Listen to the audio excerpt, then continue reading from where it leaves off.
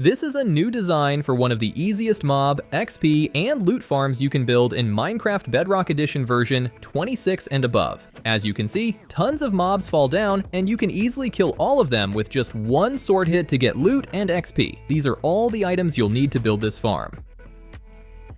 Before we start building, you need to find a good location for the farm. If the location isn't good, no matter how much effort you put in, the farm rate won't be great. First of all, make sure you're not building this farm in a river biome. If you don't want to mix it up with an ocean biome, look for kelp. Oceans have kelp, but river biomes don't, so keep that in mind. If you build the farm in a river biome, mobs won't be able to spawn here. Another biome you should completely avoid is the mushroom biome because, as you know, no mobs spawn there at all. The best and most accessible biome for this farm is a plains biome or any flat green biome. If you have an ocean biome nearby, that's even better because it's the best for building this farm.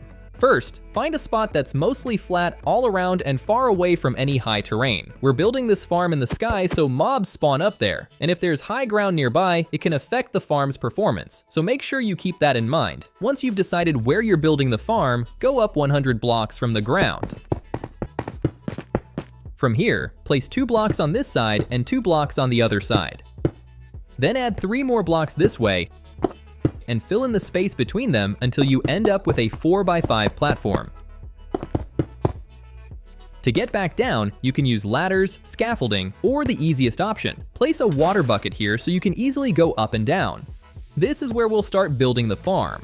First, place 2 chests right in the middle to make a double chest, then connect 4 hoppers into the back of it.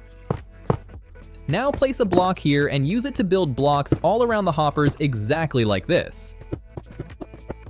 Next, add 3 blocks of height to all of these blocks. After that, place 4 slabs on top of the hoppers and then place 4 glass blocks here like this. This is where you'll stand and kill the mobs, but if you want to kill them with a single sword hit, you need to add another 19 blocks of height on top of these blocks. This is a 19 block tall pillar, and we need to do the same thing for the other blocks too. Now come up here and add 4 blocks here and another 4 blocks next to them. Do the same thing on the other 3 sides. After that, place 2 blocks here and add 6 blocks extending from each one exactly like this. Then do the same thing on the other sides as well. Once you've built these, come here and place 3 blocks, then continue those 3 blocks all the way around the blocks you placed until you end up with a wall surrounding the entire platform. The next step is filling in the empty spaces between these 4 platforms with blocks. This is where the mobs will spawn, and that's the last platform done. Next, come above the 2x2 hole in the middle of the farm and place 2 blocks here. Then place 4 fence gates like this. Now break those first 2 blocks and open all 4 fence gates. Then place 2 water buckets on each side like this. The water flow should stop right here, and the fence gates will keep the water from flowing down.